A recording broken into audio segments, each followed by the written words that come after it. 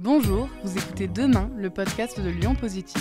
Parce que demain s'invente aujourd'hui en faisant autrement qu'hier, Frédéric Duval part avec notre invité aux sources de l'engagement et de l'inspiration. Bonjour Marion Dolisi-Galzi. Bonjour Frédéric Duval. Ça me fait plaisir de te voir, oui, ça nous fait sourire parce qu'on se connaît bien. Je suis content de t'accueillir dans ce podcast pour le deuxième numéro, un podcast qui s'appelle Demain. L'idée, tu sais, c'est d'essayer d'imaginer, de regarder comment sera demain et comment est-ce que chacun peut s'en emparer pour faire autrement que ce qu'on faisait hier. Et puis, ça commence dès aujourd'hui. Alors, on va pas faire comme si on ne se connaissait pas parce qu'on se connaît un petit peu. Je me souviens, je regardais ce qu'il y avait sur Lyon Positif. On devait être presque dans les premiers, tu sais, à t'avoir accompagné. Tu vas évidemment nous parler d'un cabas pour un étudiant dont tu es la présidente et fondatrice. Puis on va parler un peu de l'engagement, de tout ça, de tout ce que ça t'inspire. Si je commence en te disant, qu'est-ce que ça t'inspire, toi, demain ? Ça m'inspire, comme tu le disais très bien juste avant, de regarder d'abord hier ce qu'on a fait de bien et de le garder, ce qu'on a fait de moins bien et de voir comment on peut le changer, s'y mettre dès aujourd'hui et ne pas attendre demain. Voilà, donc c'est pas mal résumé, donc le concept est bon. Est-ce que tu as l'impression, toi déjà, de t'inscrire dans Demain avec ton initiative, cette association Un Cabas pour un étudiant? Alors je sais que tu as souvent raconté l'histoire, mais j'adore la genèse de l'histoire, puisque tu as un parcours dans la communication, on va revisiter un peu tout ça, mais qu'on commence tout de suite avec Un Cabas. Comment c'est né cette aventure? Est-ce que tu peux nous en parler un petit peu? Alors pour répondre à ta question juste avant, comment est-ce que le cabas s'inscrit justement dans ce hier, aujourd'hui, demain, je pense que le cabas c'est clairement des choses qui ont toujours existé, que peut-être on a remis un peu au goût du jour et rappelé aux gens à quel point c'était important pour eux. Tu as l'impression qu'il y avait toujours eu des éléments de solidarité, de soutien aux plus fragiles dans notre société? En tout cas, la solidarité de proximité, je ne l'ai pas inventée. Elle a toujours existé. Peut-être que on rappelle peut-être un peu aux gens qu'il faut peut-être la réactiver un peu et qu'elle est bien agréable pour la santé mentale de tout le monde. Ouais.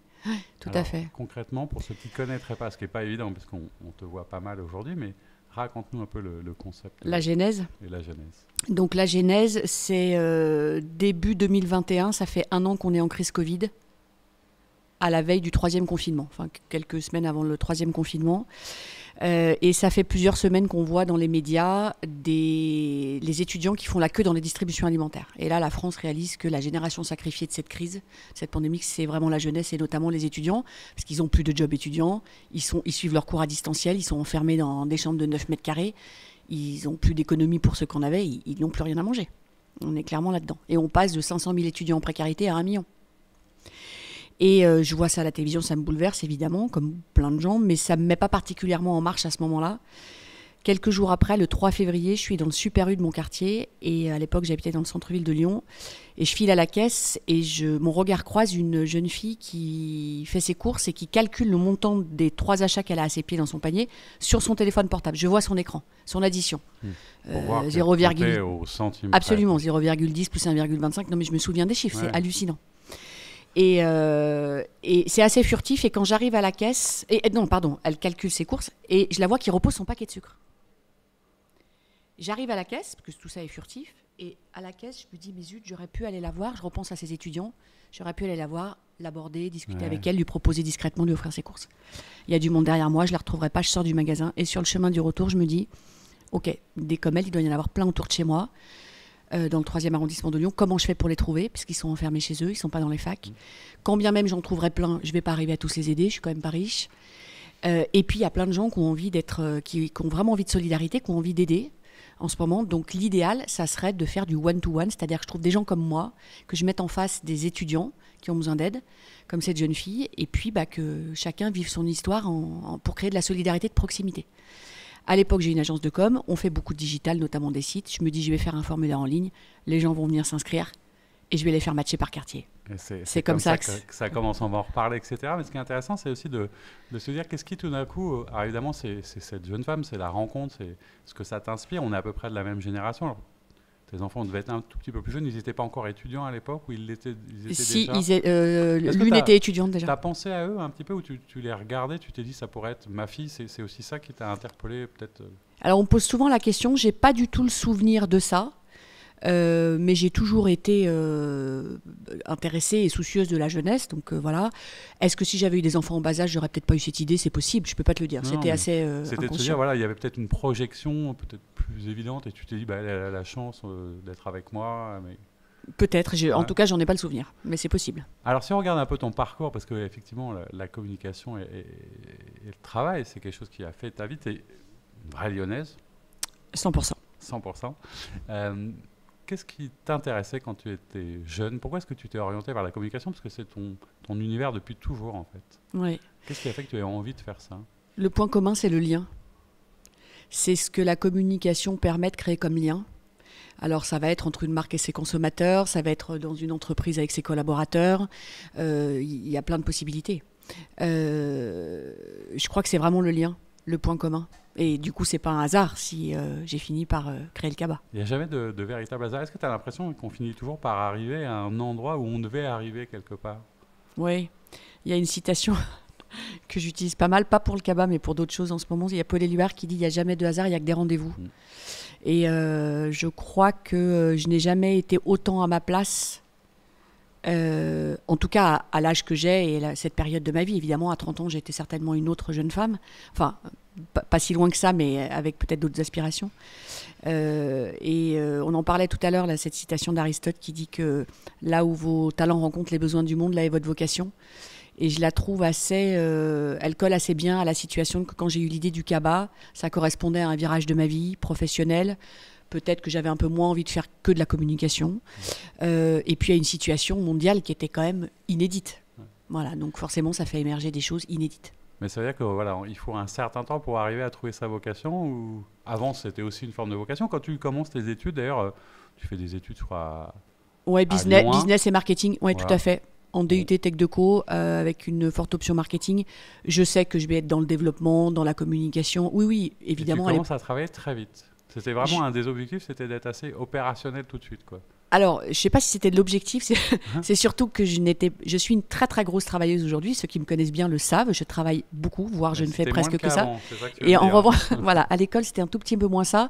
Donc rapidement, les profs et les professionnels que je rencontre, puisque à l'IUT, on rencontrait pas mal de professionnels, me disent « Marion, vous êtes fait pour aller sur le terrain, allez sur le terrain ». Donc bac plus 2 en poche, je me dis « C'est bon, Ouais. je pars un an aux États-Unis » et quand je reviens, Tac. j'attaque effectivement, j'attaque dans une activité pas très féminine qui est la les pulvérisateurs de jardin. Ah, tu vois, Magnifique. voilà quelque chose de Très belle d'intéressant. école de la vie. Ouais. Un hasard, ça, pour le coup, les pulvérisateurs. Tu as des souvenirs de ton voyage aux États-Unis? Est-ce que c'était un truc un peu formateur ou c'était comme ça? Parce qu'on jeune, on se dit toujours, là, le rêve américain. Aujourd'hui, les jeunes, c'est plutôt Erasmus, l'Europe et tout ça. Mais tu as eu l'impression que ça t'a laissé des souvenirs ou quelque chose? Ou que ça t'a Alors, appris un truc dans ton métier, par exemple? il faut se rappeler que c'est une période dans laquelle les téléphones portables n'existent pas, Internet n'existe pas, on est en 92. Oula.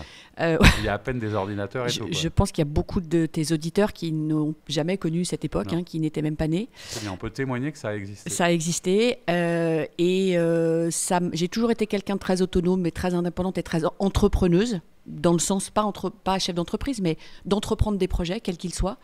C'était déjà le cas à l'époque. Je me suis débrouillée pour retrouver ma famille. J'étais jeune fille au père pendant un an. Je me suis débrouillée pour changer de famille. Je me suis débrouillée pour... Ouais, ça m'a encore plus confortée dans le fait que j'aimais cette autonomie et le fait d'entreprendre. Voilà, non, c'est une époque où on part surtout pour être loin des parents. Oui, c'est ça, Et pour puis, faire des oui. trucs tranquilles sans... Voilà, c'est On ne surtout... peut pas raconter d'ailleurs ici parce que Absolument. voilà, c'est une autre époque et que ça compte pas.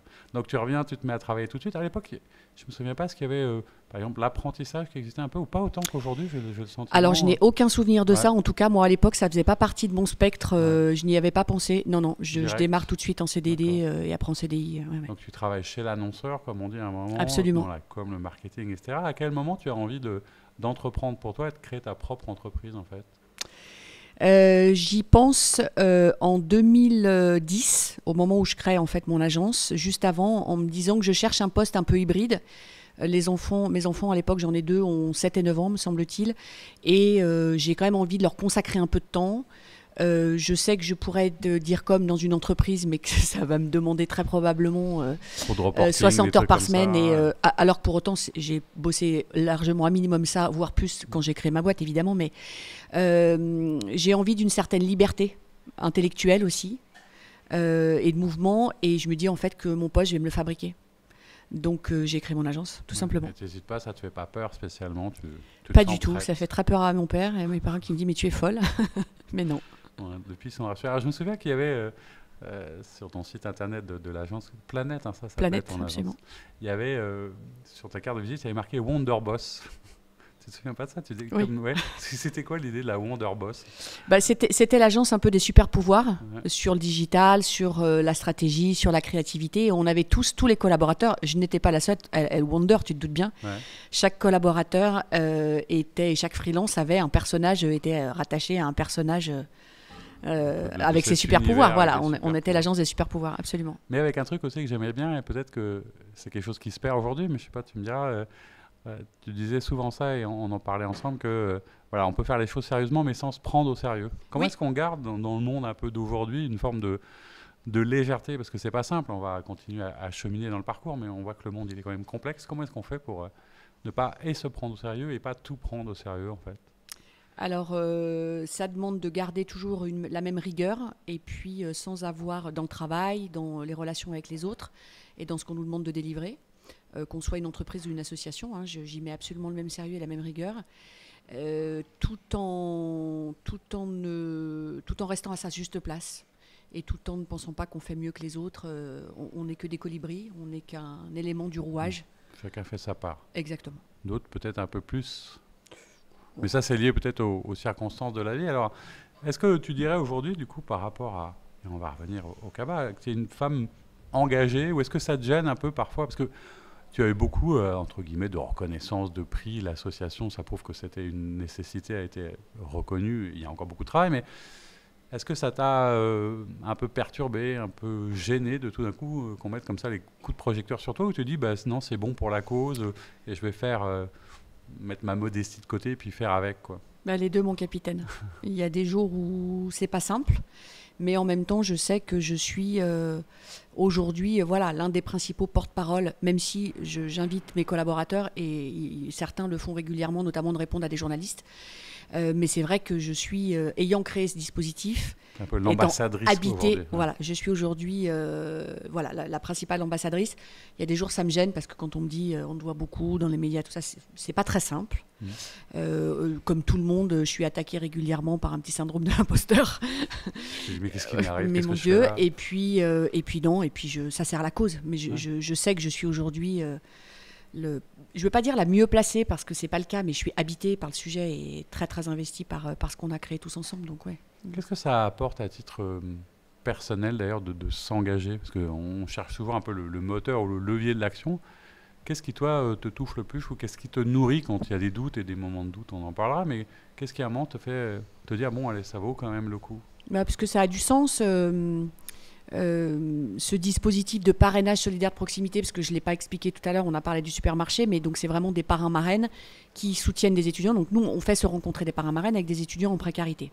Les parrains marraines accompagnent leurs filleuls étudiants de deux façons. La première, c'est le lien social. Donc des rencontres, des loisirs partagés, des invitations à déjeuner, du soutien moral. Viens, je te fais découvrir la ville. Viens, on va se promener dimanche. Viens passer les Noël. jeunes ne se sentent pas seuls et puissent Et oui, avoir parce que nous aidons des une jeunes vie qui de vivent famille, entre guillemets, parce Absolument. que souvent ils sont sans Absolument. ou loin de leur qui famille. vivent loin de chez... Ah ben oui, ce ne sont que des jeunes qui sont soit en fracture familiale, soit qui vivent loin de chez eux, nationaux ou internationaux. Et le deuxième pilier, c'est évidemment, comme son nom l'indique, l'aide alimentaire à travers des courses qui sont achetées par les parrains marraines et données à l'étudiant. Il n'y a pas de don d'argent. Donc, qu'est-ce qui m'habite? C'est forcément le sens. Moi, recréer du lien, on me disait toujours, mais tu passes ton temps à créer du lien, à mettre les gens en contact, tu devrais en faire quelque chose. Je disais toujours, bah non, moi je pense que Marocco, elle a du sens parce qu'elle n'est pas monétisée et que voilà, j'aime ça, ça fait partie de mon ADN. Bon, bah là, c'est bien parce que c'est toujours pas monétisé, parce qu'on est comme dans une association. Donc là, on est à des années-lumière de l'enrichissement, clairement. Et pour autant, je pense que c'est la chose dont je serai la plus fière certainement dans ma vie. Donc, le sens, recréer du lien, parce que sans ce lien humain, l'humanité dépérit. Tu parlais de la situation de notre monde, la perte de lien depuis 20 ans, et notamment avec l'émergence du digital. Alors, je suis une férue utilisatrice, convaincue des progrès que le digital et que la digitalisation a apporté au monde et continuera à lui apporter. Néanmoins, on en sait aussi les limites. les C'est un limites. levier, mais s'il y avait plus Et que c'est ça... aussi absolument catastrophique en termes de liens. Les gens ne se parlent plus ou plus beaucoup, se regardent plus. Les jeunes dans la rue, ils ont des courbes sur la nuque. Et nous, on a voulu faire un pied de nez à tout ça et réutiliser la puissance du digital pour recréer du lien dans la vraie vie. Pourquoi ? Parce que les parrains et les marraines, enfin les auditeurs qui nous écoutent, s'ils veulent s'investir comme parrain-marraine, il faut qu'ils passent par notre site internet pour se préinscrire. Ensuite, ils vont faire une visio de formation et d'information avec nous. Donc, on est très digitalisé, puisqu'il y en a de partout en France, en fait. Et les étudiants, pareil. Ils passent par le digital aussi pour s'inscrire. Pourquoi ? Parce que... Et après, nous, qu'est-ce qu'on fait ? On les fait se rencontrer. On les fait matcher par proximité géographique. Donc, pour recréer du lien dans la vraie vie. Ouais, pour se retrouver, ça passe par le Absolument. web et ça C'est un pied de nez au redescend digital. à l'hyper-proximité. Alors, pour qu'on se rende compte un petit peu, c'est combien d'étudiants qui sont concernés ? Parce que c'est parti de Lyon, mais aujourd'hui, ça a essaimé au niveau national.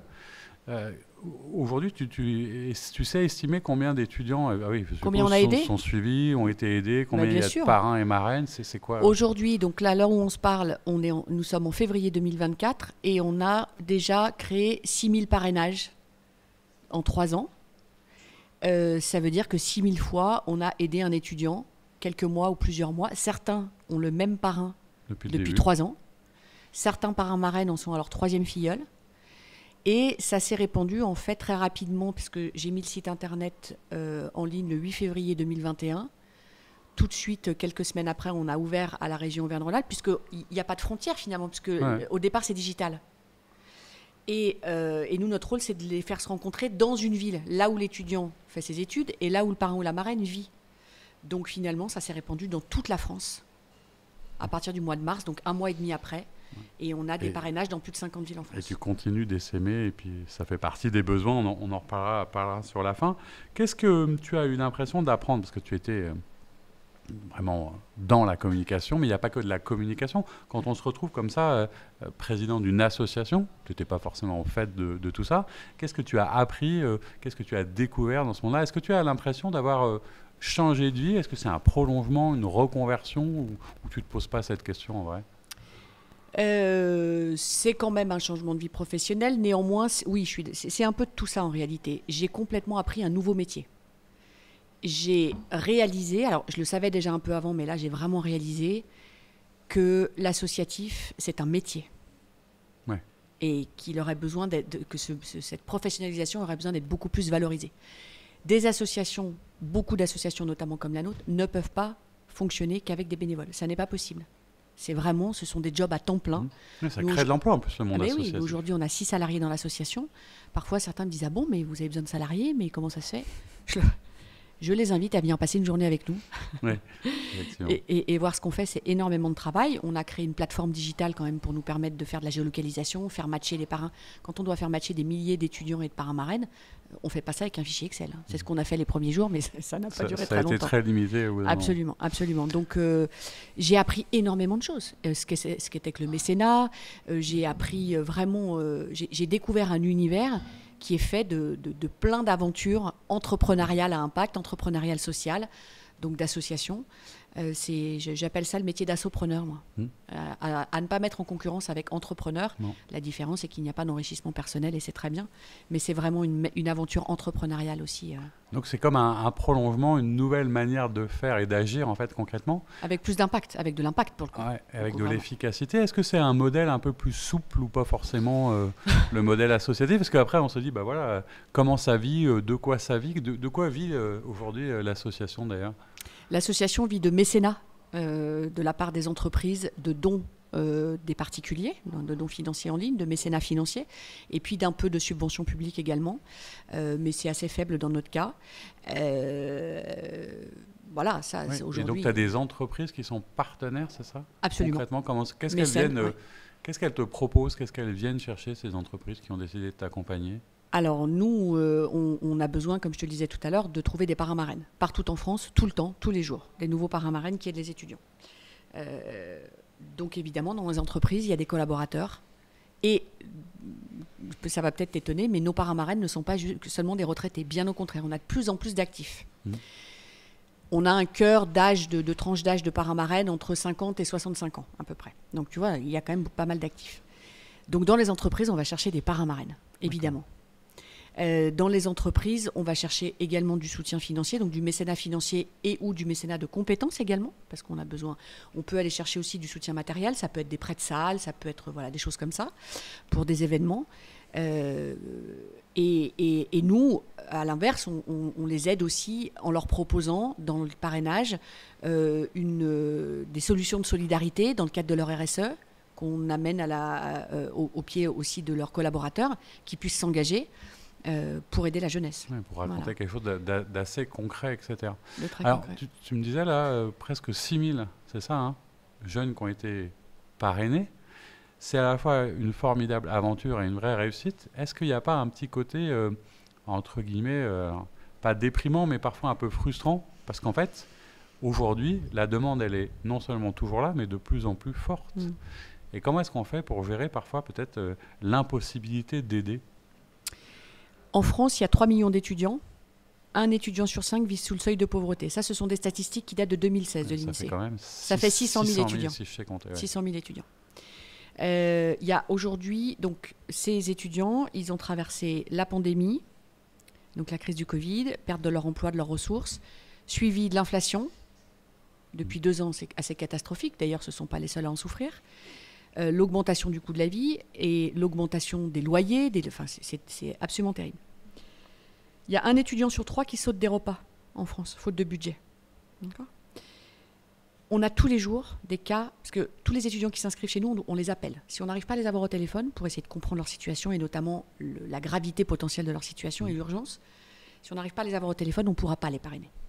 Est-ce que tu as l'impression d'ailleurs que parfois les jeunes hésitent, enfin comment ils font la démarche, parce bien que sûr, ça doit être un peu... Bien sûr, je vais te l'expliquer après. Mais pour répondre à ta question, on a tous les jours des frustrations, parce que certains jours, on n'accepte pas des étudiants dans le dispositif.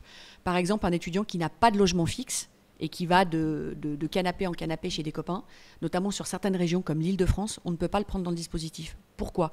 Si un étudiant vit chez un copain à Créteil qui cherche un logement étudiant et qui trouve un logement étudiant à Nanterre, qui est quand même à l'autre bout de la région parisienne, le parrain qu'il avait à Créteil ne pourra pas le suivre à Nanterre. Donc, ça va être compliqué de suivre le parrainage. Il va falloir en recréer un autre. Ça nous demande beaucoup de travail, nous. Donc, c'est pas réalisable. Donc, on attend qu'il ait un logement fixe. Donc, tous les jours, on est frustrés. Tous les jours, on a au téléphone des étudiants qui ont moins de 100 € de reste à vivre une fois qu'ils ont payé leur loyer et leurs charges obligatoires, avant même d'avoir mangé. Tous les jours, on sait qu'on voudrait en aider plus. Évidemment, 6 000 versus 600 000, je te laisse faire le calcul, c'est ridicule. Et en même temps, c'est déjà ça.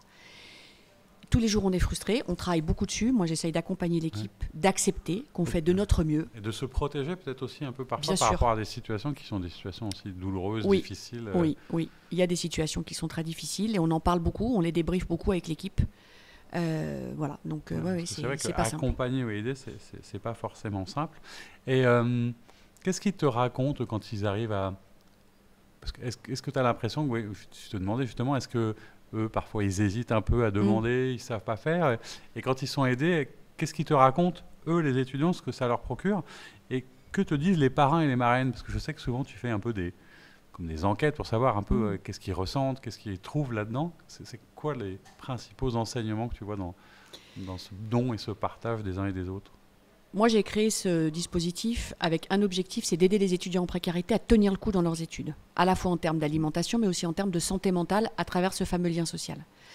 Donc clairement, les bénéfices que les étudiants ressentent, c'est le fait de se sentir moins seuls dans la ville dans laquelle ils sont venus faire leurs études, parce que la précarité isole encore plus que déjà le fait d'arriver seul dans une ville. Ils se sentent soutenus, ils ont plus le moral, ils ne se sentent pas tout seuls, ils mangent mieux, plus régulièrement. On a déjà fait 3 mesures d'impact. Aujourd'hui, il y a un chiffre, moi, qui n'est pas le plus haut de la mesure d'impact, mais qui m'a beaucoup touchée. Il y a 68% des étudiants qui reconnaissent que leur santé globale s'est améliorée grâce au parrainage. Donc à la fois sur la partie alimentaire, à la fois le lien social, qui est vraiment très important. On a même certains étudiants qui nous disent moi, dans le dispositif, le plus important, c'est le lien social. Ou d'autres qui nous disent moi, c'est plutôt les courses. Mais je suis très content du lien social aussi. Donc vraiment, ils se sentent comme une deuxième famille, en fait. L'isolement. Oui. Et sur la santé mentale, je sais que c'est un sujet auquel on est attentif, nous aussi. Et je sais que tu as des initiatives où tu as envie de faire des choses un peu aussi sur ce sujet spécifiquement. C'est-à-dire qu'à chaque fois, tu découvres un nouveau champ d'intervention possible où tu dis, bah là, il faudrait peut-être creuser, qu'est-ce qu'on peut faire pour... Oui, on va faire un live sur Instagram là, dans quelques semaines avec Nightline, qui est l'association très connue, donc, comme son nom l'indique, qui est la ligne d'écoute de nuit d'étudiants par des étudiants qui sont formés à ça, de façon qui viennent, les étudiants en difficulté appellent de façon totalement anonyme. On va faire un live avec eux, et puis l'étudiante qui, l'année dernière, il y a 1 an et demi, avait fait beaucoup parler d'elle et de ses difficultés, Maëlle, sur les réseaux sociaux, pour essayer de sensibiliser effectivement ceux qui nous suivent aux difficultés dans la précarité de la santé mentale. On appelle ça la santé mentale aujourd'hui, on peut appeler ça déprime, pas avoir le moral, peu importe, mais c'est un véritable enjeu. On le voit bien, comment le Covid a influé, l'isolement, comment il a influé sur notre morale à tous, le fait d'être coupé des autres. Donc ça, c'est essentiel. Et les parrains marraines nous disent tous, ils disent, mais c'est une dynamique d'être en lien avec cette jeunesse, c'est extrêmement enrichissant de se sentir utile. Ils peuvent mesurer très concrètement, puisqu'ils aident un étudiant qu'ils vont voir toutes les semaines ou tous les 15 jours. Donc, ils le voient, le smile qui revient. C'est pour ça qu'on dit un cabas pour un étudiant, c'est le mouvement solidaire qui donne le smile. Parce que oui, l'objectif, c'est de redonner le sourire à l'étudiant. Et les parrains marraines, ils se sentent utiles. Et pour eux, c'est très énergisant aussi. Ouais. C'est très enrichissant. C'est vrai que c'est enrichissant. J'ai eu l'occasion, à une période, à un moment, au tout début, je crois, et puis d'être parmi les parrains, etc. Et d'ailleurs, c'est une expérience qui n'est pas si simple que ça. Non. Tu sais, de se confronter à... D'abord, parce qu'il y a un gap générationnel, même si, tu vois, ils ont l'âge de mes enfants, en fait, et c'est pour ça que ça me parle. Et en même temps, j'imagine parfois que pour eux, c'est un peu compliqué. J'ai l'impression que c'est d'ailleurs comme un des principaux freins, c'est-à-dire que le jeune, il vient... Oui, il y a du lien social, oui, c'est comme une deuxième famille, et puis en même temps, on sent qu'il y a de l'aide, alors on fait les courses ensemble, tout ça, et puis il y a parfois des moments de gêne un petit peu, tu vois, dont on sent que... Bien sûr. Et des deux côtés, selon qu'ils sont plus ou moins en plus à l'aise, parce que tu en as qui sont pas très disaires, tu vois, de te dire... Et tu sais pas comment trouver le bon équilibre parfois de ne pas s'imposer, de ne pas les forcer, et puis ils bougent. Tu sais, parfois, notre premier filleul, je crois qu'il avait bougé, puis après on n'a plus trop de nouvelles, mais parce que ça fait aussi partie de la vie des jeunes, mais... C'est un truc important, mais pas simple. Tu l'as ressenti aussi? Bien sûr. C'est pour ça que depuis 1 an, donc depuis janvier 2023, nous avons rendu obligatoire, depuis décembre 2022, nous avons rendu obligatoire ce qu'on appelle la visio des parrains marraines. C'est-à-dire qu'une fois que les gens s'inscrivent sur notre site, ils se préinscrivent sur notre formulaire, on reçoit cette inscription et ils reçoivent automatiquement tout de suite un mail qui les invite à participer, à choisir un créneau pour une visio. On a 4 sessions par semaine. Et pendant cette visio, un membre de notre équipe les informe et les forme sur ce qui les attend. Quelle est la bonne posture à avoir, qu'est-ce qu'ils doivent faire, pas faire, dire, pas dire. Il faut être attentif, etc. Voilà, être attentif à telle ou telle situation, ne pas s'attendre, des choses toutes bêtes, Frédéric, mais ne pas s'attendre à ce qu'un étudiant en précarité ait des chaussures, un carton et un pull à trous. Non, un étudiant en précarité, il peut avoir un joli blouson, on ne sait pas d'où il l'a eu, c'est peut-être sa vie d'avant. Il a un téléphone portable, c'est obligatoire aujourd'hui. Un jeune ne peut pas vivre sans smartphone, notamment pour sa vie. Des a priori, parfois des présupposés. Des préjugés, bien sûr. Donc ça, c'est vraiment important. On essaye de les accompagner et on voudrait mettre en place aussi des webinaires parce qu'on a pas mal de parrains marraines qui sont thérapeutes, qui sont coachs, qui peuvent être plein de choses.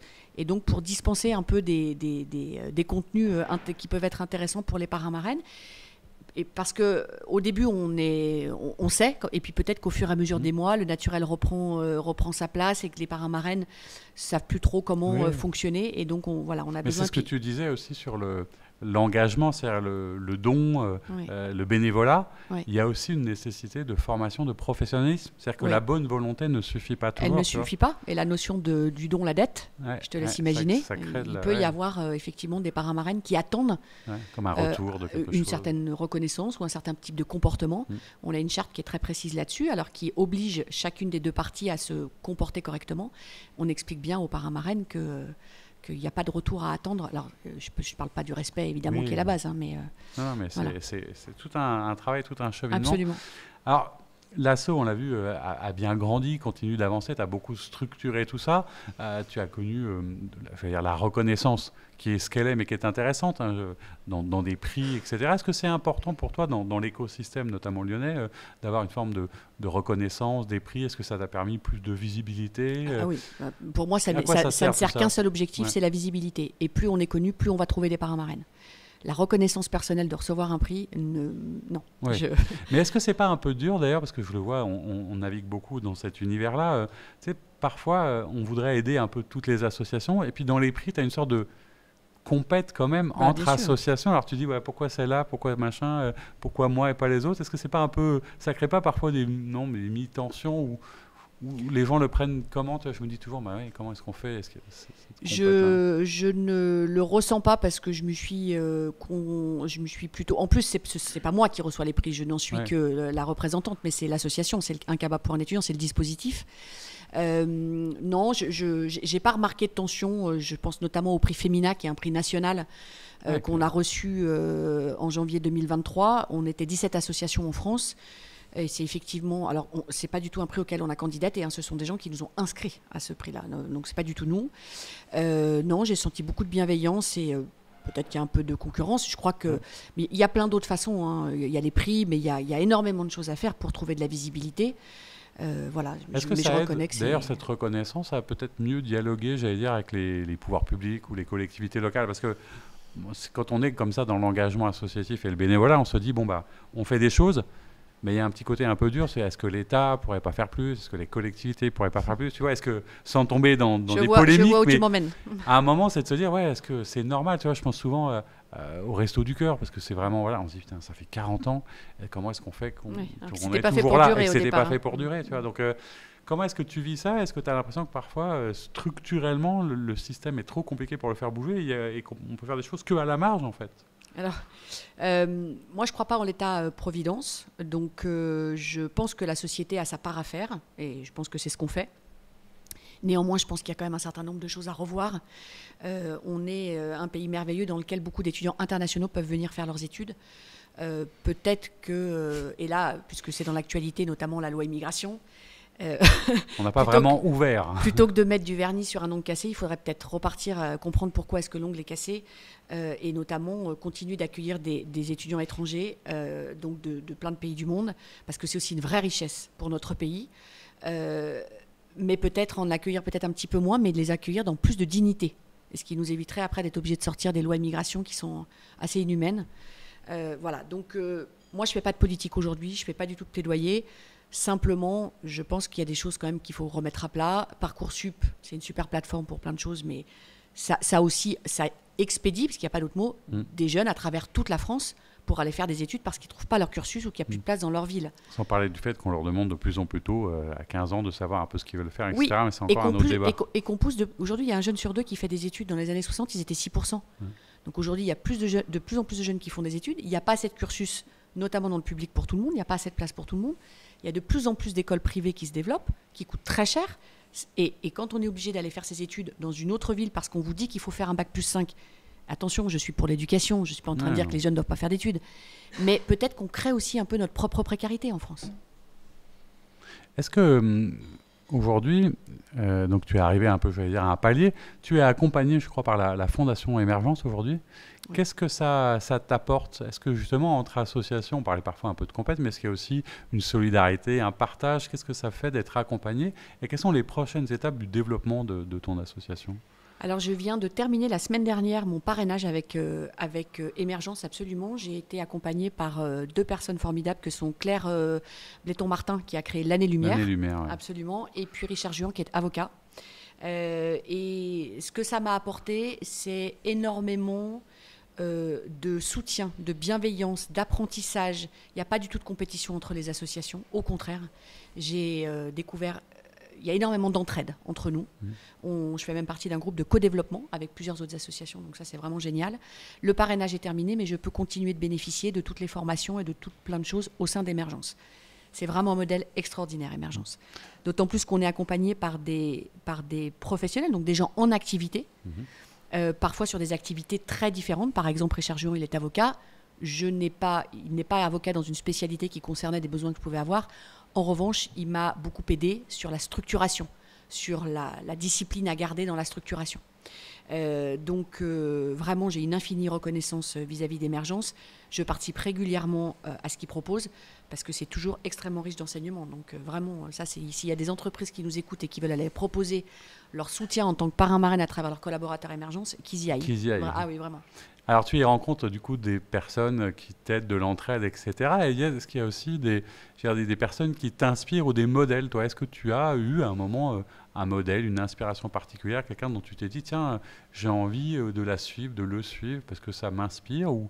Parce que toi-même, en quelque sorte, et puis si on est là un peu ce matin pour en parler, c'est de te dire, il y a une forme pas de modèle, parce que tu n'aimes pas ça, mais tu vois, d'exemple qui peut donner aussi envie.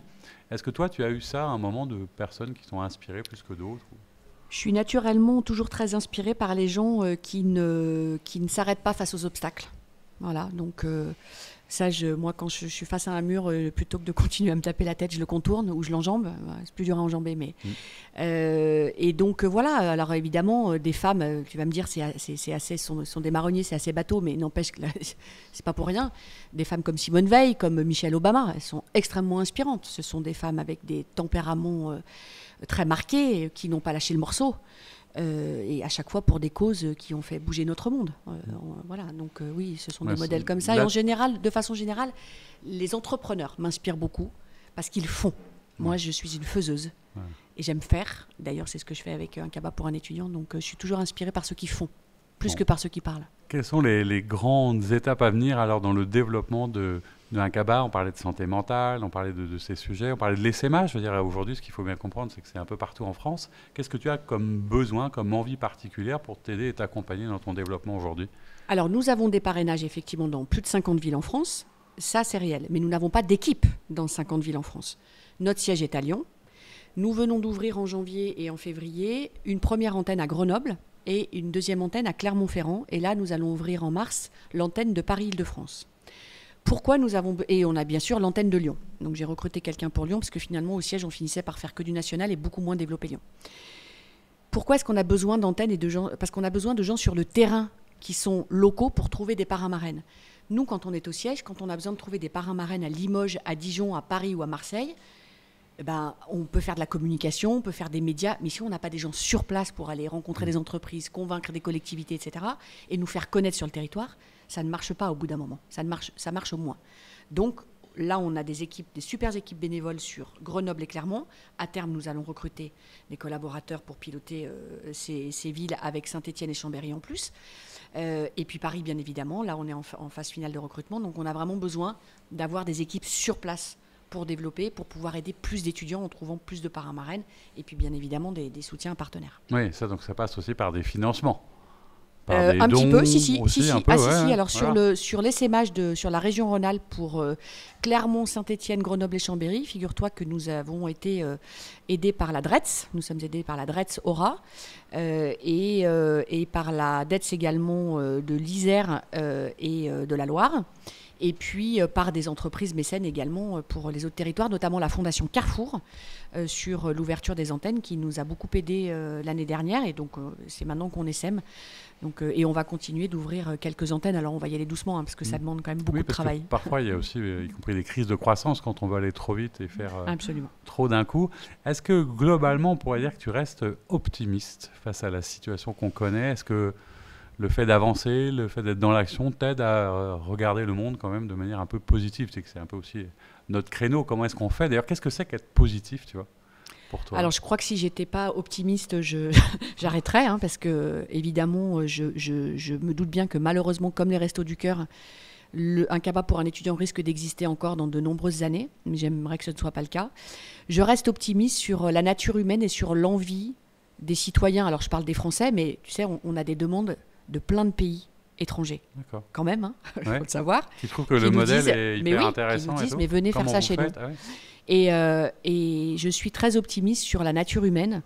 L'être humain a besoin de lien social. Le cabas, c'est une excuse pour se rencontrer et pour recréer du lien, intergénérationnel ou pas, parce qu'on a des parrains et marraines jeunes qui ont 30 ans, interculturel très souvent. Donc je suis très optimiste sur le fait que si on leur apporte une solution qui est facile à opérer, c'est-à-dire qu'il n'est pas forcément besoin de chercher comment rencontrer un étudiant, parce que j'imagine bien que personne n'a eu l'idée d'aller à la sortie des facs pour demander aux étudiants s'ils avaient besoin d'aide. Ça leur paraîtrait très bizarre aux jeunes. Ouais, Voilà. très gênant pour Très gênant, pour absolument. ce qu'on disait tout à l'heure. Et donc, non, je suis très optimiste sur le fait que je crois que le monde est en train de comprendre que le lien social doit revenir au cœur de nos vies. Je ne dis pas qu'il a complètement disparu, hein. Mais donc, ouais, non, je suis très Donc, optimiste. c'est ça qui nous avait beaucoup manqué aussi. Hein. Oui. C'est d'ailleurs comme ça, tu sais, que nous, on avait pensé le média parce qu'on voulait retrouver l'essentiel. Et dans l'essentiel, il y avait à la fois ce qu'on avait oublié, Bien sûr. puis ce qui était essentiel à notre vie, c'était l'altérité. Et d'ailleurs, ça, ce serait sympa si tu avais une petite idée, parce que c'est un peu la tradition dans cette émission, si tu voulais avoir un invité dans ce podcast, qui tu voudrais à ta place dans une prochaine émission, à qui tu penses, qui t'inspire, que tu as croisé, qui serait tout à fait bien ici pour parler avec nous? Alors, pour rester justement dans l'univers de l'éducation, et pas seulement parce que ça a été ma marraine chez Émergence, mais je pense que tu sais de qui je parle, de Claire Bléton-Martin, qui a créé l'Année Lumière, qui est pour moi une proposition de valeur extraordinaire pour la jeunesse aujourd'hui, quand elle est un petit peu perdue sur son projet d'orientation. Ouais, parce Donc, que c'est très très étonnant l'année lumière, Ah, un ouais, peu c'est... en décalage quand même du modèle de l'éducation nationale, mais qui laisse sa chance à tous les possibles Oui. en fait. Et puis qui fonctionne depuis très très très longtemps dans les pays du nord de l'Europe, donc Exactement. continuons à nous inspirer de ce qu'ils font de bien. Ok, bah écoute, on va essayer de voir ça. Merci beaucoup. Alors la question de la fin, elle est simple, c'est qu'est-ce que toi tu fais du coup demain? Puisque c'est un peu l'idée du concept. Demain pour de vrai, demain pour après. Comment Demain, tu je vois continue. Demain, j'ai 52 ans aujourd'hui, donc j'ai encore pas mal d'années de boulot devant moi. Demain, bien évidemment, je continue pour pouvoir aider beaucoup plus d'étudiants en difficulté. Peut-être qu'un jour, on ira remonter à la source des problématiques et essayer de voir comment est-ce qu'on peut aider ceux qui trouvent des solutions parfois plus haut, dans les plus hautes sphères de l'État. Aujourd'hui, ça ne fait pas partie de nos projets. Mais bien sûr, demain, on continue, oui, bien sûr. De plus en plus, et on a besoin pour ça de ceux qui nous écoutent et qui s'engagent comme parrain marraine, qu'ils en parlent autour d'eux, que les entreprises qui nous écoutent viennent se proposer comme partenaires mécènes, parce qu'on peut faire des choses formidables. Parce que la jeunesse, cette jeunesse-là, Frédéric, c'est quand même le socle de notre société de demain. Si elle grandit avec la peur du manque et en n'étant pas en lien et dans la peur, on est bien plus en danger que si on l'accompagne avec la notion du lien et de l'entraide. Donc je crois qu'on peut tous faire notre part du colibri en étant parrain, marraine, soutien, peu importe, donateur. Il y a plein de possibilités. Bon, mais je crois que c'est clair. En tout cas, c'était chouette de suivre l'évolution depuis le début de ton association, de la voir grandir comme ça, de l'accompagner modestement en parlant. Merci d'être venu au micro de demain. Et puis à très bientôt pour Merci de ton invitation, Frédéric. une nouvelle émission.